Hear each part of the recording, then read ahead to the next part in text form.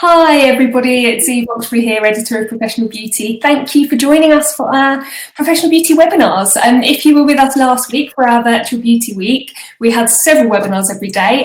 From this week we're carrying on, but we're cutting it back to one a day to make it a bit more manageable for everybody to join us and stay involved. So I'm excited for today's.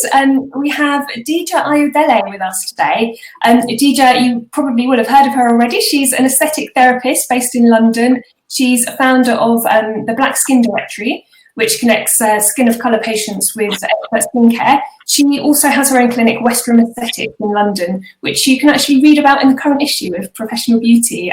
Amanda Cooley did an interview with Dija, so if you haven't seen that yet, check out the April issue of Professional Beauty. So Dija's going to be sharing with us today a presentation on how to treat skin of colour and the best products to use. So hi Dija, thanks for joining us. Hi Eve, thank you so much for having me. Thank you. Well, I will let you, let you carry on with your webinar. It'd be great to hear your thoughts. Sure. Okay. I'm just going to start it. There we go. Right. Hi, everyone. I hope you can hear me well. So today I'll be going through the top tips or my top tips for treating skin of colour, and also talking about how I go about choosing the brands that I work in clinic. So as Eve said, my clinic is based in London, and the majority of my clientele are women of colour and people of colour. So I've had to sort of make some very specific decisions as to what products I use and what brands I choose to work with. So I'm literally going to be going through all sort of my top tips and experience that I've gained over the last decade or so that's made for successful treatment of skin of colour. So a little bit about me. So I am an esthetician. I've been in the industry now for over 10 years, and I own Western Aesthetics, which is in West London. I am the founder of Black Skin Directory, which is an award-winning platform specialising in connecting people of colour to expert skincare brands as well as professionals as well. I currently sit on a number of advisory boards, being the British Beauty Council, BABTAC, and Aesthetic Med Journal as well. And this year, to my surprise, I was nominated as Professional Beauty Top 100 Industry Influencers. I do a lot of speaking about diversity and inclusivity. I also write as a beauty journalist, and I do journal articles, and I work as a key opinion leader for a few brands you may know of as well. So that's a little bit about me. And as I said, the main aim of this webinar was to just give you an insight into some of the bits that I've learned over the years that works for a successful clinic experience for your skin of colour patient as well, and keeps the client coming back. I will use the words client and patient interchangeably within this webinar. So I guess my first tip would be to look inwards, first of all, so to do some self-assessment and to see for yourself, engage for yourself whether you feel you know and can recognise the common skin of colour concerns that you may be presented with in clinic. For example, can you tell what kind of scarring a client may have? Can you tell the difference between a hypertrophic and a keloid scar, and how that manifests and presents itself on skin of colour? For a lot of skin of colour clients, pigmentation is one of the big issues that they present with. Are you able to decipher where that pigmentation stems from? And if you can confidently answer all of that, then I guess you're already onto a good start.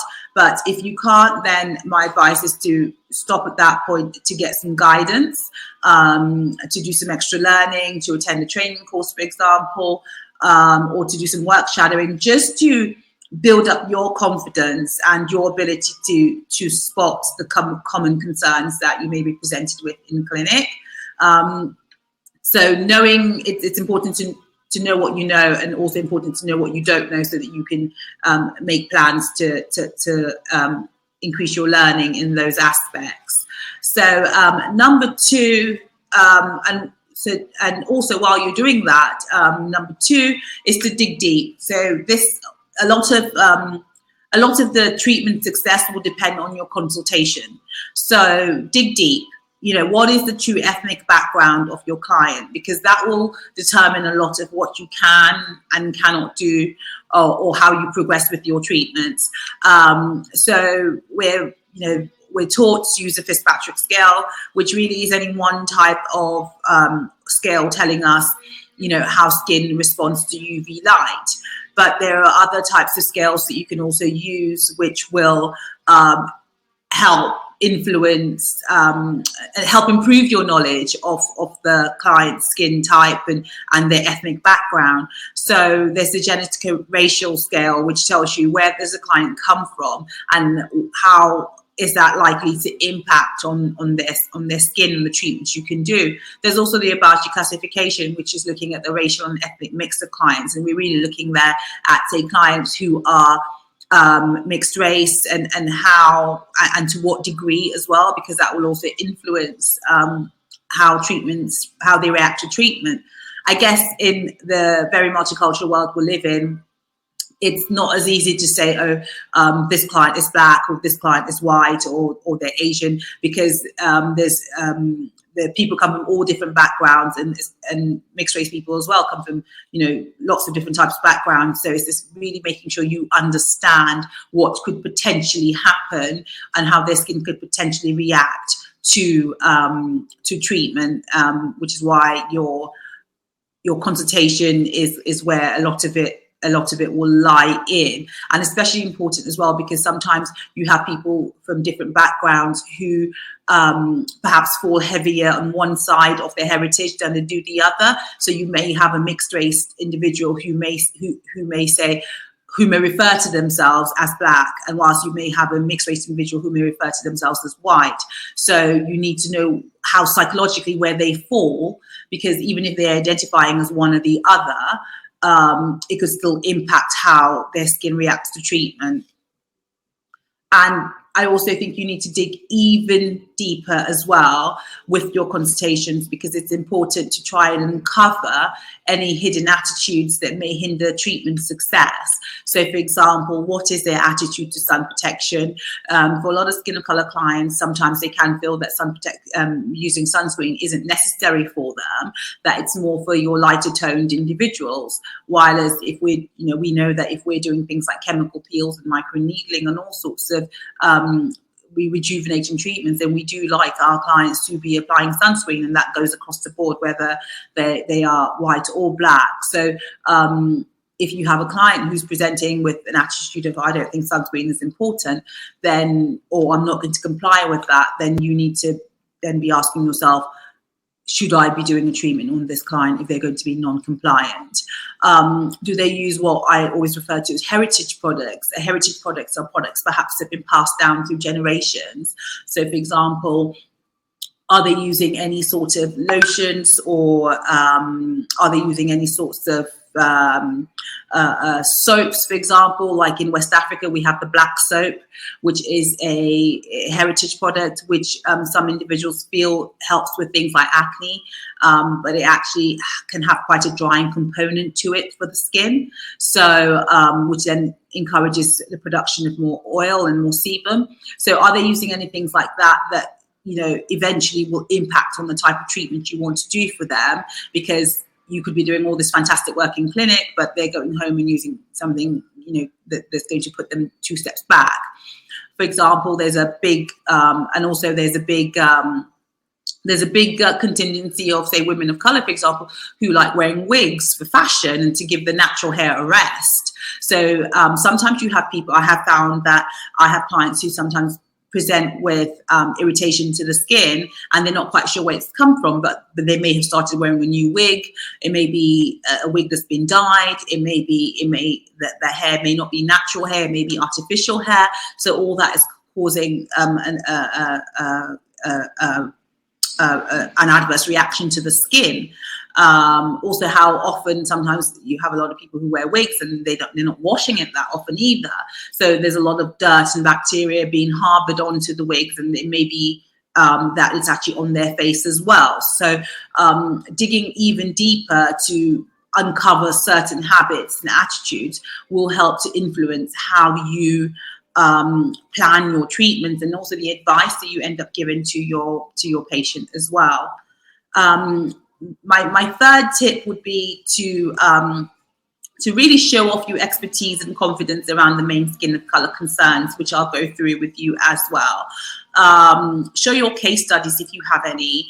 Obviously, bearing in mind that case studies are very individual and the skin is very individual, so not everyone's going to have that same amazing result that you may be showing off in your case study. But I guess it's showing what your prowess is and what expertise you have. If you've been on any courses, demonstrate what you've learned, whether it be via your newsletters or e-blasts or a blog on your website. Demonstrate what you've learned, and always relate your conversation back to similar work that you've done and to clients you've previously treated, because the aim is to create a feeling of ease.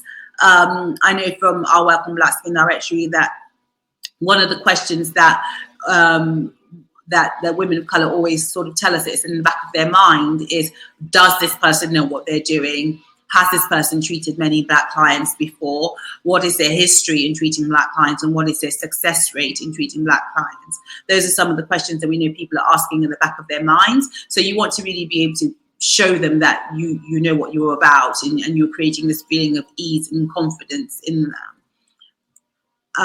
So some of the main concerns that I've come across in clinic, and generally a lot of literature would tell us that these are the main concerns as well, are things like hyperpigmentation, which we know that hyperpigmentation or post-inflammatory hyperpigmentation even is an outcome, not a diagnosis in itself. So, but it's usually, an undesirable patchiness of the skin, where there's increased melanin in some areas and causing an uneven skin tone. I always explain to clients that hyperpigmentation is a secondary concern, or post-PIH, I should say, is a secondary concern to what the actual issue is, because it usually is stemming from something else. Melasma is another type of pigmentation concern that's presented quite often, especially, for example, if someone's been pregnant or just had a baby, that can show up as well. DPN, dermatosis papulosa nigra, is another concern that comes up quite often, especially common with Black women, and sometimes people call them skin tags, and whilst they are harmless, they can be cosmetically undesirable, and a lot of people don't like them. There's also pseudofolliculitis barbae, which usually a lot in Black men, but you also get it a lot in Black women, if, for example, on the bikini line area, for example, through shaving. And it's usually as a result of curly afro hair sort of curling back into the skin. And it can result in post-inflammatory hyperpigmentation, as well as keloid scarring. And also keloids as well, which can be common, which is due to the extensive collagen development and malformation after trauma to the skin. And there's not a lot of literature out there in how this condition is dealt with successfully, because it tends to come back as well, and that will impact what type of treatments you can do if someone is prone to keloids, because you don't want to injure their skin in any way, because you're not sure how it will react or whether a keloid will form, and how extensive it will be. So just to show you in pictures, we have melasma, which is this sort of symmetrical pigmentation on the sides of the face. Can be on the forehead as well as the chin. We have keloids right here in the middle, which they tend to go over the area of initial injury, and they can be tight and painful. We've got pseudofolliculitis barbae, which sometimes people refer to as razor bumps. You can see that the hair is quite tight and it curls back in and creates a pigmentation patch on the areas that it's on. Dermatosis papulosa nigra on the right hand side of your screen. some people find them cosmetically undesirable and do seek treatment for it as well. If they vary in size and can increase as you get older, and I think as your client gets older as well. So it's something to be aware of, that just because you treat it once doesn't mean it may not come back. And obviously we have at the bottom of your screen, we have post-inflammatory pigmentation as well, which a lot of people get after things like breakouts or cuts or injury to the skin as well. So some of the resources you can use to obviously improve your knowledge with skin of color concerns. I look for specific training courses, and these are all training courses that I'm familiar with. But Harley Academy, I know in London, they cover skin of color in their training, as well as Dalvi Hamza aesthetic training also cover skin of color in their training. But if you cannot make it to the Black Skin Directory, has also just started doing training. We just had our very first successful sold out skin of color workshop in March. And we'll be looking to do some more of that at a later date. The Skin of Color Society in America is also a very good resource to follow and to use their website as well for keeping abreast of new developments. They also have a conference which people are obviously, I know it's further afield, but they do have a conference that's always very well attended and lots of new information to be gleaned every time. Sometimes the journals do special issues. I know the 2013 October edition of the British Journal of Dermatology, they had a special issue for ethnic skin, and a lot of the information that was presented there is still applicable today, and that was a very good extra supplement, and I believe it's all available as free content as well, so that's definitely worth checking out. For some bedtime reading, and also the Springer Library, the two books at the bottom. They do very comprehensive books on skin of color, and I always say if you have clientele, a lot of skin of color clientele, or you're in an area where you could potentially capitalize on skin of color clientele, familiarizing yourself with these resources is a good idea, because when you have someone walk into your clinic, you have some knowledge and idea of a treatment plan and what you may or may not do with them. And also number 4, one of my tips for number 4 is mindset. Again, this will form part of your consultation, but questioning around, say, someone's upbringing and what maybe is fueling their desire for a particular type of treatment. Are there any cultural issues at play that you may or may not be aware of? Say, for example, skin bleaching. The World Health Organization published some statistics a couple of years ago, which said that 40% of African women bleach their skin, i.e. want to make their skin lighter. And it's the same to a lesser percentage. That also is the phenomena that exists in places in the Caribbean, in Asia, in India. So it's by no means just amongst Black women, but there is a contingent of worldwide population that do want to bleach their skin. And I guess you have to ask yourself, and you have to be aware of issues like this, because you need to know what's fueling their desire for a particular treatment.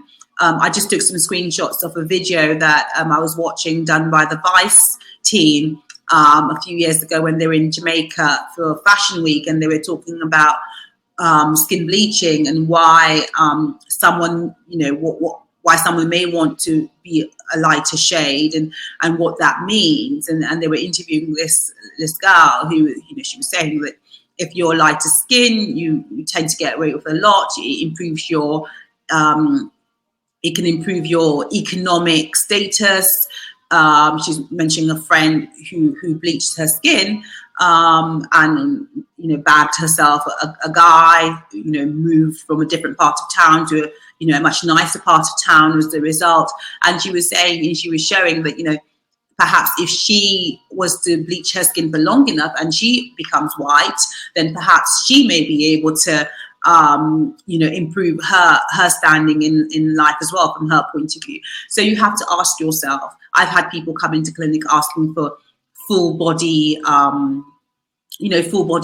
chemical peels, or asking if they could have certain types of drips. I mean, we don't do drips in our clinic, but asking if they could have certain types of drips because they've heard that it can lighten their skin. So it's being aware of where that request is coming from and being able to understand it, and maybe having some empathy around those issues, so that you can counsel your client properly about that.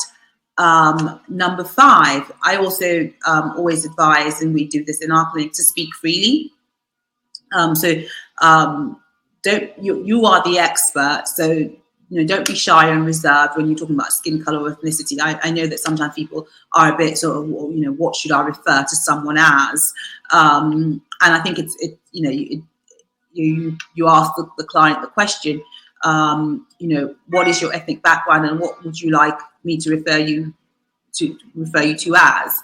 And then that makes it easier for everybody, because then you're not going to be wondering whether you said something wrong or not.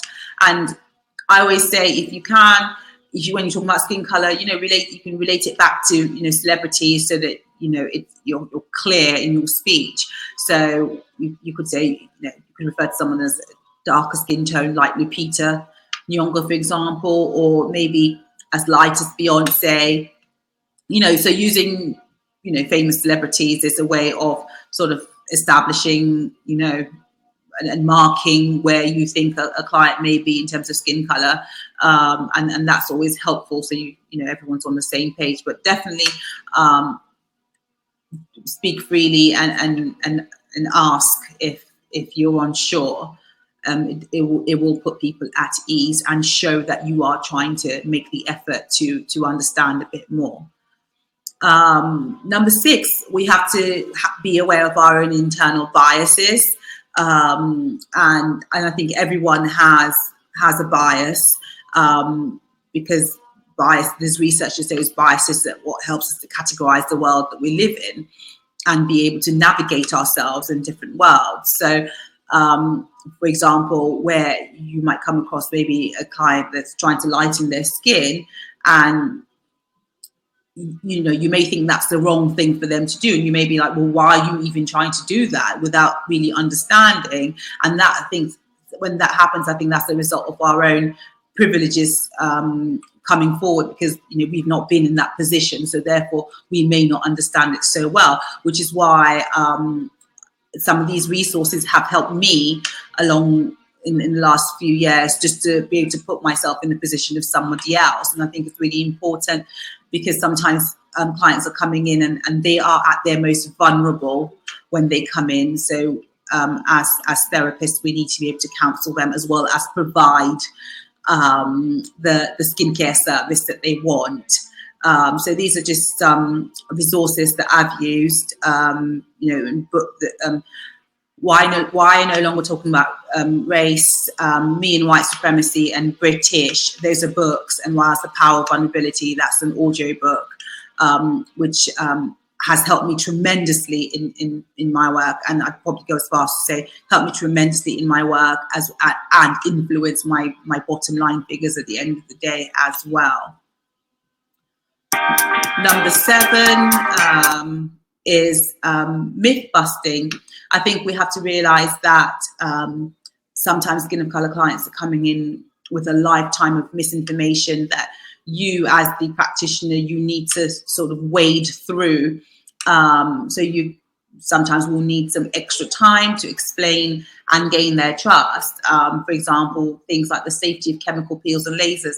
The amount of clients who will say, oh, chemical peels are not for darker skin tones because that's what they've heard, and whilst different because you're the expert, you need to be able to explain that to them. Sometimes people ask me, do they need products specifically formulated for black skin? And whilst the answer to that is no, but you do need to look for products that will help you with conditions or concerns that are typically present in black skin, like hyperpigmentation. Sometimes we have clients who are worried about the use of retinol and not realizing that, retinol is part of a vitamin A family, and there may be other options within that vitamin A family that they could actually be using instead. So there is a lot of myths that we as practitioners have to bust.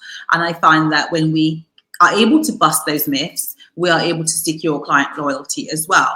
So I just wanted to also play you a video from one of our Black Skin Directory events that we did, which kind of gives you an idea of the mindset of where clients are coming from at times.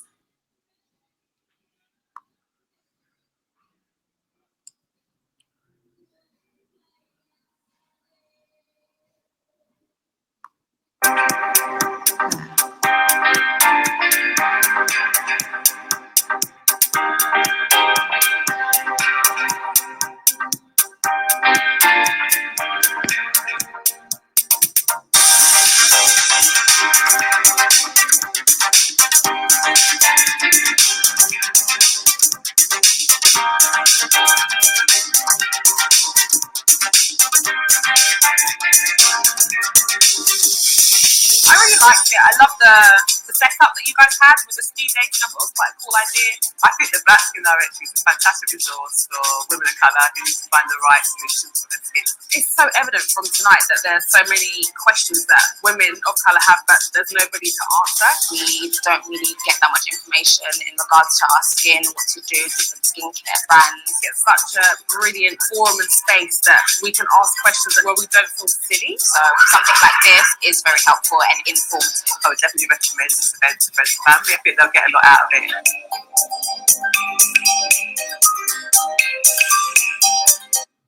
So as you can see, just before I go on to this slide, number 8, as you can see that these are questions and concerns that you as the expert, you will be able to answer and be able to satisfy your patient's need for information, because these are questions that get asked all the time when we do our events. Where can I get specific information for my skin, or who can I go and see for specific information for my skin? So that really helps, and I wanted to show that video so you can hear it from someone other than myself. So moving on to this particular slide, so pigmentation power, hyperpigmentation, skin discoloration, and are types of the primary concerns that you were presented with. Even you will have patients who say, for example, have maybe acne, and that may not bother them as much as the discoloration, and which is why I say the discoloration can be classified as a secondary concern, especially if it's resulting from inflammation of the skin, as opposed to maybe a systemic issue, maybe having taken medication or some sort of illness that's caused a darkening of the skin. So with pigmentation being the topmost concern that you may be asked about, it's important to know like I say, swat up on it. Basically, do you know the pathways? What are the key ingredients that form a regimen for dealing with pigmentation? What sort of in-clinic treatments can you offer? Are you setting effective and realistic expectations as well? I find that a lot of people who make pigmentation is a concern, they want it sorted like yesterday. So making sure we are encouraging patients to be able to go through a treatment plan is important as well. So it's about setting those realistic expectations. But if you can answer questions surrounding pigmentation, you are some way there in meeting the needs of your skin of color patient. And also, what protocols are you following would be my 9th tip. I find across the board, actually, educating and teaching as your first step is very, very important, as well as developing consistency with routines with cosmeceutical products and first-line treatments. Those first three tend to go sort of hand in hand, and then moving on to things like second-line treatments, which are slightly more deeper treatments, so to speak, and then also your additionals that you use around that. But the main thing I find with my skin of color clients is to go slow and steady, and slowly build the intensity of treatment as opposed to going in there and going aggressive to start at the very, very start. Finding out how the skin behaves and reacts to lower level treatments will inform you how it may perform when you go heavier. So slow and steady is always the protocol that I follow, and I build up the intensity as well. And I always use, if I'm using devices, I use them at a lower setting as prescribed by the manufacturer, especially if it's a device that creates heat in the skin. And again, you take it, you lower the setting and build up again, as you need to. But giving the skin a chance to react and judge how the treatment is going is better than going in there and causing inflammation and injury to start with, that could potentially result in PIH, which then presents you with another issue to sort out as well. So definitely keeping an eye on your protocols is important. And my 10th point, I'd say, is about your networks. We don't know it all. We don't know everything. We know a lot, but it's always pays to bear in mind that to have other people within your network that you can call upon. So, for example, I would say, how big is your network and what is the shape of your network? You could have a really big network of just fellow aestheticians, but if you have a network that you have dermatologists on one side, aesthetic doctors on the other side, that changes the shape of your network, and you're able to refer people on for further types of treatments that you may not do. And I think that that really instills trust in yourself from the patient's point of view. The fact that you are being upfront if you're not able to help them really does. And they can come back to you for other things, or they can refer you to other people who may not want the same things as them that you may be able to help. Having a really big network, I have to say, has really helped me in my business. And I just highlighted this particular article for the Fast Company. I mean, it is referring to why successful people have so many groups of friends, but there was so much in that article that's relatable to that you could change your title to why successful businesses have so many groups of different businesses that they know. It's just showing you that if your network is all just one shape, it's not as effective as if your network is lots of different shapes pushed together, and you are the linchpin between all of those different mini networks, because it really then does show to your client that you are serious about what you do, and you are able to help them more than just what you can do in your clinic as well. So those are my top 10 tips as to successfully treating skin of color, not just hands physically on the skin, but things that you can do around your clinic to help ensure that it's a successful treatment experience for your skin of color patients. So moving on to selecting brands for skin of color. I think we're quite lucky to have so many brands available to us, and it's quite an exciting time in skincare and aesthetics. There's so much innovation from brands as well, and I think brands are really picking up on diversity and inclusivity, and ensuring that their products not only cater to as many people as possible, but also to show that they've thought about these things as well. So how I select brands for my clinic space is I have questions that I ask, and these are mainly the questions I'm looking at. I'm looking at clinical trials. That's the first question I always ask. How inclusive were the clinical trials, and what insights do they provide? Do they provide any specific insights that are going to be even more beneficial to people of color? Many years ago, you'd go to conferences and you'd ask brands about their clinical trials, and they'll tell you that, we did the clinical trial, say, Fitzpatrick 1 to 3 or Fitzpatrick 1 to 4.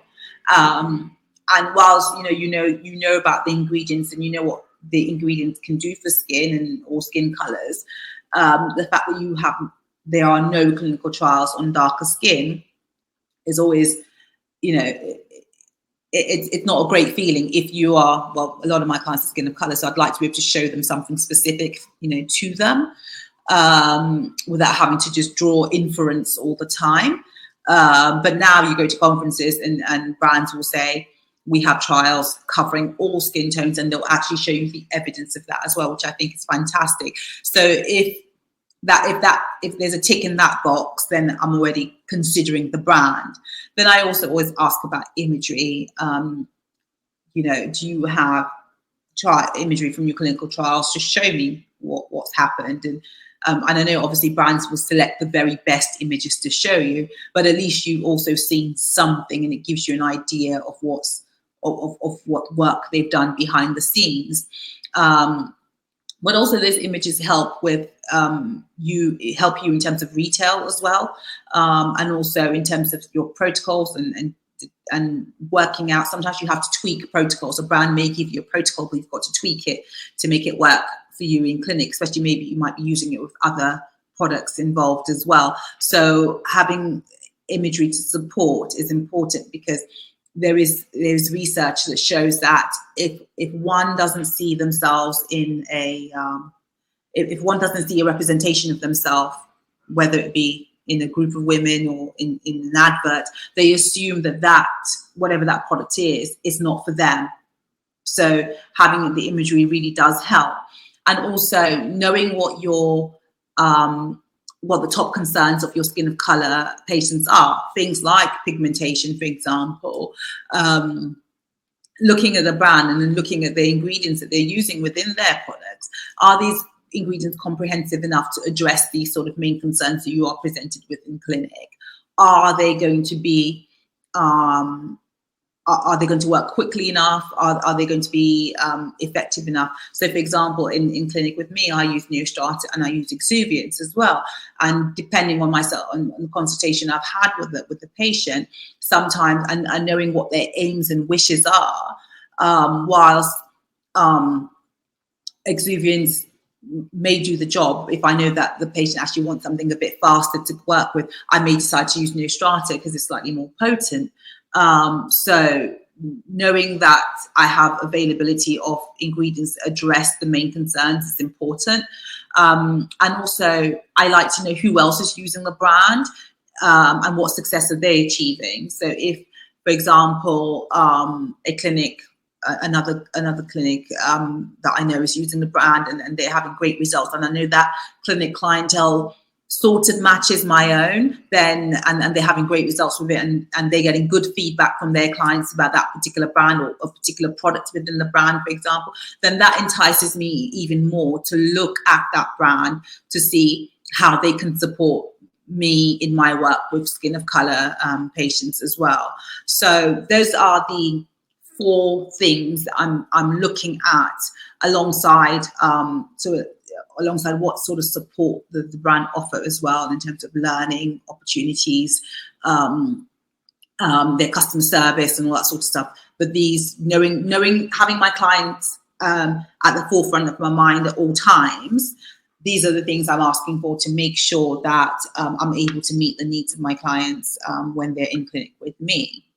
And that brings me to the end of my presentation. And I think Eve is probably going to take over and go through any questions that there might be as well. So thank you very much for listening. I do hope that was useful.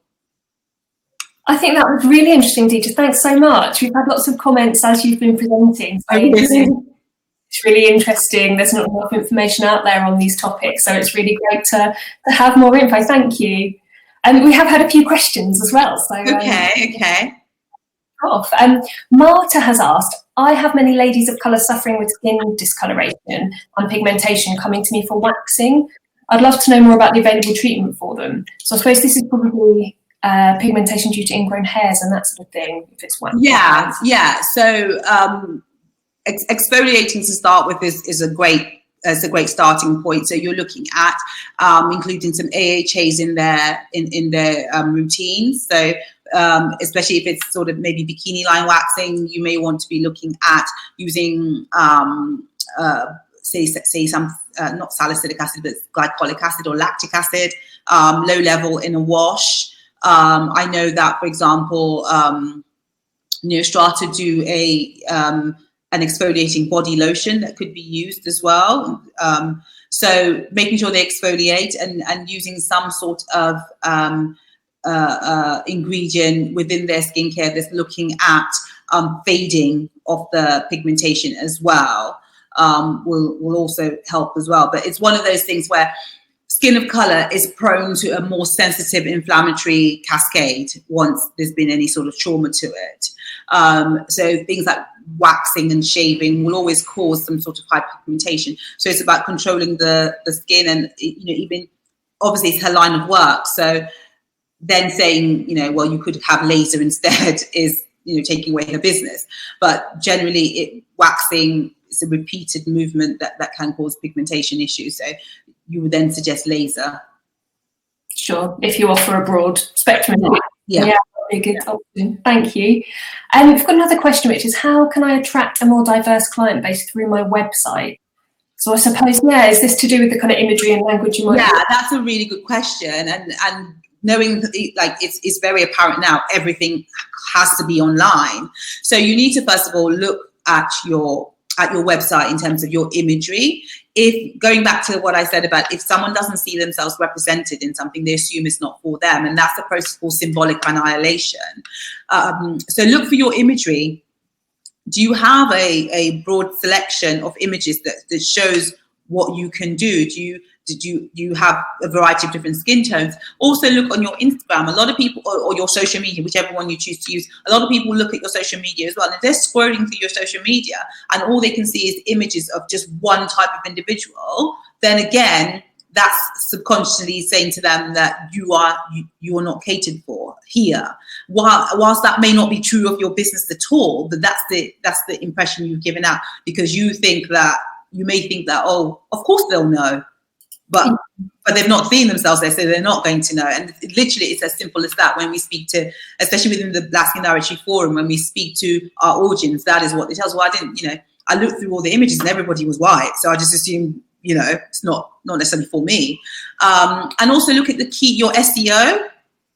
This is where it's important. If you just go on Google and you Google things like Black Skincare London or Black Skincare Your City, or wherever you are, and see what results come up and see who are the clinics that feature in those results, and have a read through their information, and you'll see that their SEO is very targeted using certain keywords like black skin, skin of color, women of color, using all these sorts of terms that when someone searches on Google, they will show up.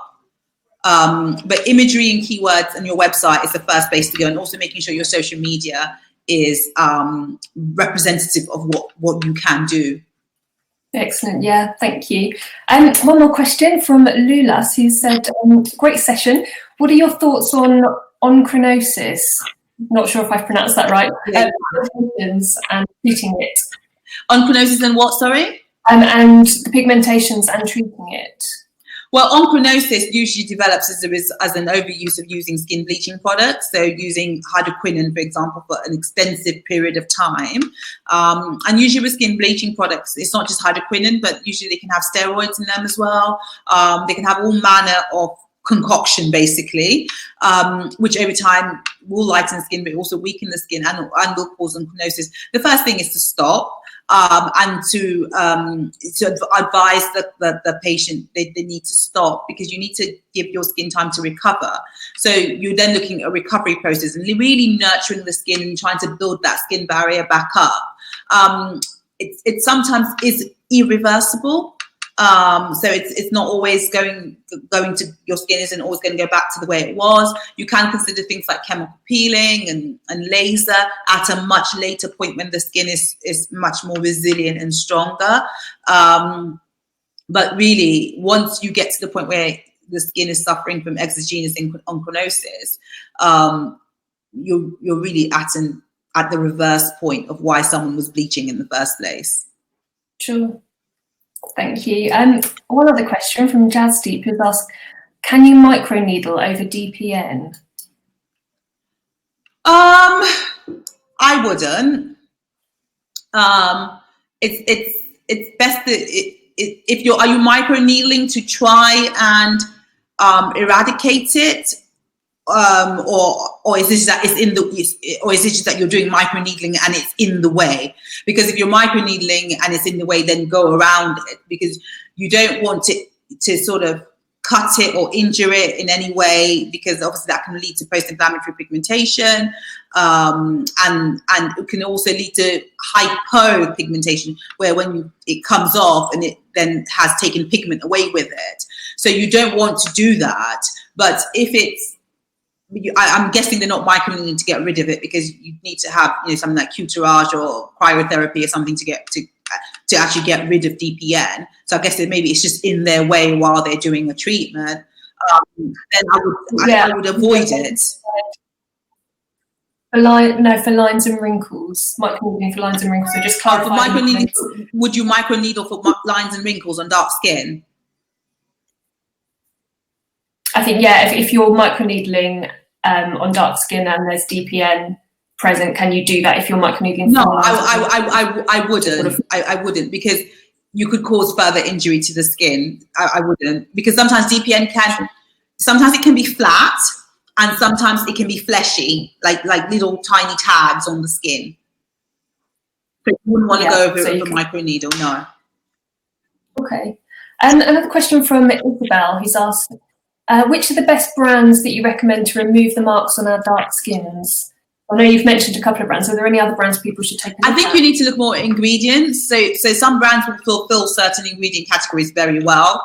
So if you're looking at tackling pigmentation, you're looking at things like arbutin, niacinamide, vitamin C, vitamin A, licorice extract, cysteamine. So you need to look at ingredients, and you're looking at things like neoglucosamine as well. If you can find a brand that has, like cocktails of those ingredients together, then you are going to be much more successful in tackling pigmentation issues than you would if you weren't using those sorts of ingredients. So if you wanted me to name brands, obviously the brands I use in clinic are Neostrata, Exuviant. I use Dispera, which is amazing for stubborn pigmentation. I also use Skin Better Science, again, which has and these are brands that really pride themselves in putting together specific ingredients together for pigmentation issues as well. So those are the brands I personally use, but generally there's other brands out there that have great ingredients as well. So if you're looking, even tranexamic acid, so you can find other brands other than the ones I've mentioned who will also fulfill that category for you. Fantastic, thank you. Just one more question we've had. Where's your clinic? Someone's asking about your clinic. It's in Maida Vale. Fantastic, and that's West Room Aesthetics, isn't it? Yeah. Yeah, fab. Excellent. Well, I think that's probably all we've got time for, but thanks so much, Dija. That's been really interesting. Thank you for having me. Thank you. I hope it was useful for everyone. And obviously, if you've got any questions or anyone's got any questions, then by all means, I'm on social media a lot, or you can feel free to email me and I'll be able to answer any further questions as well. Fab, thank you. And everyone who's watching, remember you can claim CPD points on the webinars that you're watching this week. If you go over to the Professional Beauty website and click on our webinars tab in the navigation at the top, then all the details are there. But thank you so much, Dija. Thank you. Thanks, Eve. Bye.